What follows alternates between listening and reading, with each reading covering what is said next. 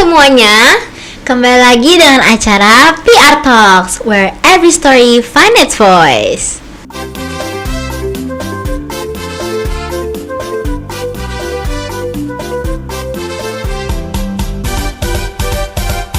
Halo semuanya, kenalin nama aku Hasina dari Prodi Kedokteran sebagai Staf Public Relation BMFK angkatan tahun 2024. Dan hari ini aku lagi ditemenin sama Tisha Kalista, bisa dipanggil Tisha. Aku dari Prodi Kedokteran angkatan 2023. Di sini sebagai staf dari Community Empowerment alias CE. Tema kita hari ini akan membahas sharing-sharing tentang organisasi di FK nih sih. Wow, jujur aku tertarik banget sih buat topik ini. Apalagi aku dengar-dengar kita bahasnya sama pakar yang oke banget nih kayaknya. Super duper oke. Oke, jadi langsung aja kita sambut kali ya pakar dari podcast kita hari ini, yaitu ada Kak Dinda.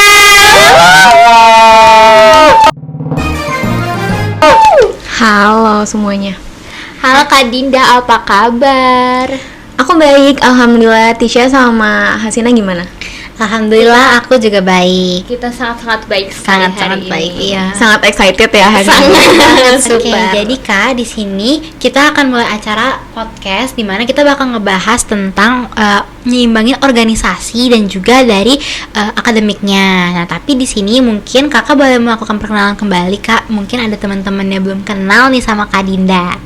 Oke, halo teman-teman semuanya. Perkenalkan, nama aku Dinda. Di sini aku dari Kedokteran 2022. Di sini aku mewakili BMFK ya, berarti Badan Eksekutif Mahasiswa Fakultas Kedokteran UPN Veteran Jakarta sebagai wakil ketuanya atau Vice President biasanya kali ya dikenalnya gitu. Salam kenal semuanya. Salam kenal Kak Dinda. Mungkin gak usah lama-lama, kita sangat-sangat mau mengulik informasi dari Kak Dinda nih Sin. Bener banget. Jadi yang pertama nih Tis, yang bakal kita tanyain ke Kak Dinda. Aku kan tadi denger-dengar ternyata Kak Dinda itu Vice President dari BMFK loh. Nah itu dia. Nah itu tuh udah mantep banget. Dan sekarang denger-dengar kakak juga sambil lagi nyusun skripsi ya Kak? Bener banget, sekarang karena aku lagi di tingkat 3 ya berarti. Jadi sekarang lagi ada, ya biasa mau mulai skripsi gitu sih. Wah itu pasti capek banget sih Tis. Sekarang udah Vice President, udah berat. Terus ada nyusun skripsi pula. Bener sih. Nah kira-kira nih Kak, aku sama Tisa nih penasaran banget. Kira-kira motivasi kakak apa sih masih bisa bertahan sampai titik ini dengan segala war yang ada nih Kak? Boleh di-share ke kita mungkin Kak? Mungkin kalau misalnya tanya motivasi, banyak banget kali ya, aku nggak bisa nyatain satu persatu. Tapi sebenarnya balik lagi ke awal banget, aku mau masuk FK tuh karena apa? Waktu SMA dan SMP. Kalau kalian sendiri, kalian dari awal emang pengen masuk FK atau gimana? FK aku mah FK Aku juga sejati banget. Pokoknya kita bener FK sejati. Lahir untuk FK. Berarti aku dulu sebenarnya emang sama sih, nggak jauh beda. Aku juga emang pengen masuk FK dari dulu. Dan sebenarnya balik lagi, kenapa aku pengen masuk FK? Karena aku pengen bantu orang-orang di sekitar aku. Jadi misalnya mereka lagi sakit nih tengah malam atau semacamnya, aku bisa nolongin. Dan jadinya kayak emergency kontak kali ya dari teman-teman dan dari tetangga dan keluarga. Jatuhnya kayak gitu. Karena aku pengen bermanfaat untuk orang-orang di sekitar aku yang utamanya. Terus ya udah, jadinya sampai sekarang aku masih bertahan dengan motivasi tersebut karena aku pengen orang-orang di sekitar aku tuh merasakan kehadiran kebermanfaatan aku untuk mereka gitu sih. Wah keren banget sih, bener-bener dalam banget maknanya. Bener banget. Nah tapi nih Kak, kan walaupun kita udah bertahan dengan motivasi tersebut, tapi dengan jabatan yang KKP yang sekarang nih kan pasti banyak challenges-nya nih Kak. Nah kira-kira tuh gimana tuh Kak? Kenapa motivasi kakak kayak oke, kita coba nih jadi Vice President, dan gimana caranya imbanginnya dengan akademik tersebut Kak? Oke, sebenarnya aku bingung juga sih menjawab itu karena nggak ada dasar yang jelas di mana-mana, pasti semua orang beda jawabannya. Tapi sebenarnya kenapa masih bertahan sampai sekarang, karena aku dulu setahun ke belakang merasakan manfaat dari organisasi ini, dari organisasi dan akademik aku. Dan aku pengen adik-adik aku, berarti kalian berdua, itu juga merasakan hal yang sama.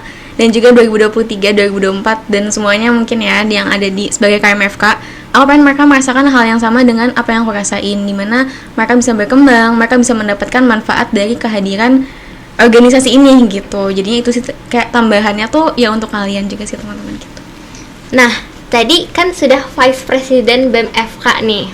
Yang kedua, Kak Dinda juga merupakan sekretaris dari AMSA UPNVJ BPH lagi, Sin. Waduh, BPH plus BPH ini mah ya. Double BPH. Combo kill. Nah, belum selesai, ada lagi. Apa tuh, Tis? Kak Dinda juga mantan ISMKI di Community Empowerment. Waduh. Bener-bener sangat ingin bermanfaat untuk masyarakat, Sin. Selain melalui Community Empowerment, ada satu lagi yang super duper keren, dimana Kak Dinda ini merupakan founder dari Kasih Gantari, Sin. Apa ya Kak? Boleh nggak sih Kak di-share ke kita apa itu Kasih Gantari dan kegiatannya secakup apa aja? Sebenarnya Kasih Gantari ini merupakan NGO, non-governmental organization, di mana kita bergerak di bidang pemberdayaan anak-anak, perempuan, dan literasi gitu.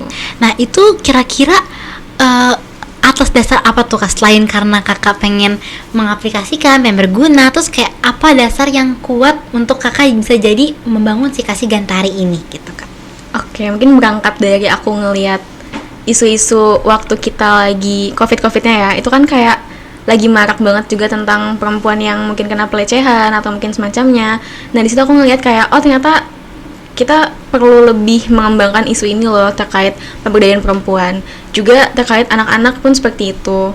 Dan literasi pun aku nilainya ketika aku jadi mahasiswa ya, itu sangat amat digunakan. Ketika kita nggak punya skill literasi yang bagus, kita nggak bisa literasi yang baik untuk membaca semua literatur, review, jurnal, dan lain-lain, itu nggak akan bisa gitu. Bahkan dalam hal sehari-hari pun ketika kita berkomunikasi sama orang, kalau kita nggak punya skill literasi yang bagus tuh juga nggak bisa. Nah maka dari itu dalam sehari-hari ketiga hal tadi tuh benar-benar aplikasinya ada banget. Kita di sini semua berdekatan dan berkomunikasi dengan tiga hal tersebut, dari perempuan, anak-anak, literasi, dan menurut aku tiga hal tersebut masih perlu untuk dikembangkan karena masih sedikit yang punya concern terhadap hal itu di tahun 2022 waktu itu ya, 2020-2022 lah ya gitu. Berarti udah hampir Mau 2 tahun ya, jalan 2 tahun. hampir 3 tahun juga Iya. ya. Masih anak-anak sih sebenarnya. Tapi boleh cerita nggak Kak kayak kegiatan-kegiatan yang biasa dilakuin apa? Kayak karena kan misalnya nih anak-anak sama perempuan dan tiba-tiba ada literasi juga nih. Berarti kan nyusun kegiatannya tuh lumayan kompleks ya Kak. Boleh diceritain nggak gimana kegiatannya biasanya? Boleh banget. Aku mungkin cerita pertama kali ya, program kerja pertama dari Kasih Gantari. Jadi sebenarnya waktu itu tuh awal-awal kita bingung nih karena tiga tadi bener kan itu beda-beda banget. Tapi aku balik lagi concern aku di literasinya dulu. Karena kalau misalnya literasinya udah ketemu, kita bisa mengaplikasikan di anak-anak dan perempuan. Yang pertama, program kerja pertama itu namanya kita Jenaka. Di mana Jenaka itu kita bikin pojok literasi. Oke. Pojok literasi di panti asuhan yang isinya tuh yang terdiri dari anak-anak perempuan gitu. Jadi kan mencakup tiga-tiganya kan. Iya, langsung tiga-tiganya sih, tiga gitu sih. Jadi dalam kegiatan itu, dalam program kerja tersebut, aku dan teman-teman dari Kasih Gantari generasi 1 itu kita kayak bikin rak buku yang isinya tuh hasil donasi, buku-buku hasil donasi dari eksternal, dari masyarakat luas yang emang mau ngasih ke anak-anak tersebut gitu. Terus juga aku di situ kita ngadain kayak kanal literasi, jadi kita harus ada informasi dan meningkatkan mereka skill literasi mereka gitu kan intinya. Nah di situ kita ada kayak post to post namanya. Jadi ketika post to post itu mereka ada yang bikin mading, terus mereka ada yang bikin gelang-gelang kalung-kalung gitu, cincin gitu. Iya, terus mereka juga ada yang eksperimen. Jadi mereka tuh eksperimen sebagai kayak apa ya namanya, kayak Albert Einstein gitu lah istilahnya. Jadi kayak mereka nyoba untuk melakukan suatu hal gitu. Kalian tau gak sih yang kayak bola dicelupin ke air yang ada garamnya, terus ngambang paling atas, iya kayak gitu. Eksperimental gitu ya, seru banget, seru banget. Ada seru. Tapi ini kayak harus yang ikutan tuh kan bisa dari semua orang bisa ikutan berpartisipasi di Kasih Gantari. Apakah ada ketentuan kayak misal harus anak FK atau kayak semuanya dibebasin, siapa aja boleh ikut? Bebas dong, kalian mau ngajak teman kalian juga silakan ikut boleh. OTW ya? Seru banget, kita bakal ajak nih ya. OTW ya, beneran ya? Bener ya, kita akan daftar ke Berarti Kasih Gantari. setelah ini kita beneran harus bisa masuk. harus banget. Di Gen 3 ya, tunggu ya, baru mulai nih Gen 2-nya. Oke. Makasih banyak ya Kak. Terus selanjutnya nih Kak, dari kita udah ngomong soal pengalaman Kakak di organisasi, yang pasti kan nggak terus-terusan senang-senang aja, pasti ada suka dan dukanya juga. Nah kira-kira nih Kak, gimana sih Kak kalau misalkan lagi ada dukanya nih, gimana cara Kakak tuh bisa mengatasi down-nya itu sendiri gitu? Oke, mungkin kita start dari down-nya tuh apa aja yang pernah aku alamin kali ya. Oke. Setahun kebelakang kan kita basic dulu deh dari BMFK susunannya seperti apa. Ada OC sama SC. Mungkin kalau teman-teman nggak tahu, OC itu yang kayak organizing committee-nya, kita yang ngelakuin, kita yang jadi eksekutornya. Meanwhile, kalau SC tuh sebagai pengarah gitu, steering committee-nya aja gitu. Nah, di situ mungkin kalau misalnya dibandingkan ketika jadi OC tuh agak stres banget ya, karena kita harus mengkontrolin dan kita harus kayak mengerjakan dan melakukan membuat sebuah acara gitu. Capek banget setahun kemarin. Terlebih lagi aku juga ada yang lain, ada AMSA juga, ada yang lain juga, ada dari NGO lain juga. Terus kayak setahun kemarin jujur capek banget karena ya itu tadi banyaknya hal tersebut gitu. Terus sebenarnya downs-nya adalah ketika aku menjadi 2 tahun kebelakang sih, berarti 2 tahun kebelakang tuh aku merasa kayak itu tuh benar-benar overwhelming, baik dari kerjaannya, terus dari segala hal, dari kayak tanggung jawabnya dan lain-lain. Dimana kalau dikasih gantari kan aku jadi founder kali ya, jadi aku bingung harus nanya ke siapa kan. Jadinya karena generasi satu pula, jadi tanggung jawabnya cukup besar saat itu dan terlalu berat lah istilahnya, cuman masih bisa diakalin sih, alhamdulillah masih bisa dilakuin dan masih bisa distabilisasi karena aku punya co-founder aku yang juga keren banget dan dia tuh udah sejalan gitu loh guys. Jadi intinya tuh partner kalian tuh harus bisa menyesuaikan dengan kalian, dan kalian pun bisa sepaham dan sepemikiran sama partner kalian. Itu sangat amat membantu kerjanya gitu, kerja kalian. Sama ini sih, kalau tahun lalu tuh aku lebih ke banyak tuntutan dari luar kali ya, entah itu kayak oh ya tahun lalu tahun sebelumnya kayak gini loh, baik tahun ini harusnya lebih baik lagi. Itu semacam tuntutan yang kayak gak bisa dihindarin juga kan. Nah, dengan cara seperti apa aku mengubah itu, aku harus tentuin batasan-batasannya juga sih. Sebenarnya apa sih yang masih bisa diaplikasiin, apa sih yang enggak gitu. Aku cari dulu, ya udah kalau emang udah nggak relevan nggak apa-apa, dibedain juga it's okay, nggak harus sama kayak tahun lalu juga ya nggak apa-apa gitu, karena itu bukan sebuah patokan yang harus kita penuhin gitu. Setuju. Ya kan, bener kan? Benar. Sangat relate dengan kita sekarang sebenarnya ya.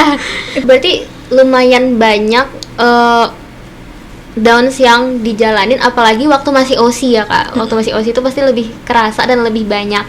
Nah pertanyaannya adalah kan kita tetap harus seimbang nih. Kita adalah FK yang dimana dikenal dengan fakultas akademik sekali, dan kita tuh tetap harus seimbang sama organisasi. Kakak punya tips and trick gak kayak gimana caranya imbangin keduanya? Misal kayak kakak punya jadwal-jadwal tertentu kah atau gimana? Oke, cerita dulu boleh nggak? Boleh. Oke. Jadi sebenarnya waktu di semester 2 itu tuh 3 berarti ya, 4 maaf. Semester 4 itu kan kita awal-awal jadi OSI banget ya. Benar. Itu aku jujur kewalahan banget, yang kayak wah aku ketinggalan banget yang dari segi akademiknya. Karena awal-awal kita masih menyesuaikan, which is itu normal menurut aku. Ya udah nggak apa-apa gitu. Terus tapi bedanya tuh aku nggak mau yang berhenti di situ sih guys. Jadi aku masih mau mencoba lagi ketika aku pernah waktu itu lagi ujian terus aku masuk IGD. Jadinya kayak apa sih? iya kan, terus aku kayak apakah ini tanda untuk berhenti? Enggak Nggak boleh berhenti, nggak boleh kayak gitu sih. Terus sebenarnya kesalahan yang aku ambil tuh adalah aku terlalu mikir kayak aku bisa sendiri kok, nggak usah yang lain, ternyata nggak boleh kayak gitu. Jadi kalian harus bisa memanage mana yang sebenarnya bisa kalian oper ke orang lain, kalian delegasiin ke orang lain, yang mana yang harus emang kalian yang kerjain. Itu bisa berjalan seiring dengan waktunya gitu. Kalian akan terlatih nantinya. Mungkin awal-awal yang kayak bisa deh ini, kayak bisa A, bisa C, bisa A, ini kayak tapi ternyata nggak bisa, ya udah gitu. Harus tahu batasan yang jelas gitu. Setuju.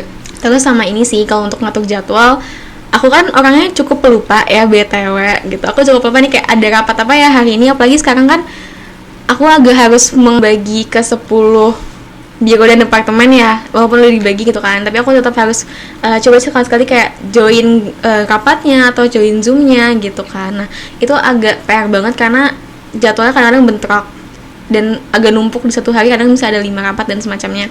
Dulu aku sangat amat overwhelming dengan itu, sampai aku ngadu ke kakak aku yang kayak capek banget gitu kan. Tapi kayak ternyata sekarang ya udah, ternyata nggak harus semuanya bisa dikerjain sendiri gitu. Setuju. Jadi sangat relate ya. Kita sangat relate dengan yang kayak satu hari ada sekian banyak rapat. Bener. Mana rapatnya biasanya hari Rabu. Iya, dan kita tuh sama nih kak, kayak Hari kita keramat. udah capek, udah hari keramat nih, kita pasti selalu kayak aduh ngeluh capek, tapi balik lagi ya guys, jalanin dan jangan semua mau dikerjain sendiri. Bener, Gitu. tahu batasan. Tahu batas. Sama ini sih, aku tuh karena pelupa tadi, jadi aku tuh pakai Google Calendar.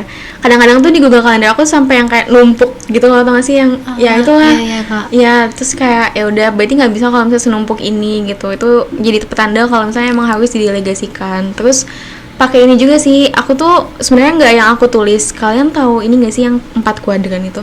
Tau nggak? Yang kayak harus dikerjakan, urgent yang kayak gitu-gitu. Nah itu sebenarnya bisa dipakai untuk diaplikasiin juga sih. Cuman aku tuh memakai itu kadang-kadang suka lupa nulisnya, tapi somehow di pikiran aku tuh udah tertata seperti itu gitu. Iya, dan itu kayaknya seiring berjalannya waktu sih terlatihnya seperti itu. Keren. Berarti nanti seiring berjalannya waktu, kita dan juga teman-teman pasti juga bakal mulai terbiasa dan juga bisa menyeimbangkan nih antara akademik dan juga organisasi. Amin. Selanjutnya kita mau bahas yang terakhir nih sih, dengar-dengar. Wah, aduh nggak berasa. Apa tuh? Iya, kita mau bahas tentang manfaat dari keragaman budaya dalam organisasi. Karena kita kan dengar-dengar nih, Kadinda ini tuh dari wilayah 2, berarti udah campuran dari beragam universitas lain. Berarti udah banyak budaya lain yang harus dikenal. Iya. Apalagi udah bukan Jakarta doang kan. Nah, kita mau nanya-nanya karena organisasi di FK itu kan biasanya terdiri dari mahasiswa dari berbagai daerah dan juga latar belakang budaya yang berbeda-beda nih. Nah, gimana sih pandangan Kadinda tentang latar belakang dan budaya yang berbeda-beda dari tiap organisasi dan tiap individu ini? Oke, mungkin kalau misalnya pandangan aku terhadap latar belakangnya, aku cuma bisa kayak ya udah dijalanin aja. Tapi itu jadi kayak semacam apa ya, membuat aku tuh jadinya aku bisa tahu gimana cara aku menghadapi beragam macam orang di dunia ini gitu. Jadinya aku sering banyak ketemu orang, kan benar tadi dari berbagai daerah dan semacamnya. Otomatis dari cara mereka kerja, cara mereka bicara, cara mereka untuk controlling dan mengerjakan sesuatu itu akan beda banget sama yang udah kita lakuin selama ini gitu. Nah, gimana cara menyesuaikannya? Menurut aku itu lebih ke manajemen diri kita. Gimana kita bisa menghargai orang lain juga sih. Ya udah kalau misalnya mereka, dan kita harus bisa komunikasi. Ya udah kalau misalnya mereka nggak bisa melakukan A B C D E, tanya kenapa ya. Kalau misalnya lo nggak bisa, coba dibagi gitu, coba dibagi ke gue gitu, ke aku, ke saya, ke kamu, ke teman kamu gitu. Pokoknya dikerjakan dan ditanyakan sih komunikasi, biar sama persepsinya, karena cara orang komunikasi dari tiap daerah, tiap institusi itu beda banget gitu. Jadinya kalian pastiin dan konfirmasi berulang kali, bisa nggak sih dikerjain dulu gitu, bisa nggak sih kamu ngerjain yang A B C ini.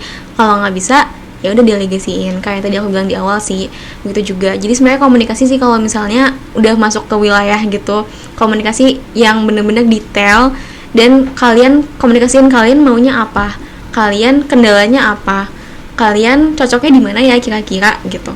Kalau aku kayak gitu sih biasanya waktu itu di wilayah gitu.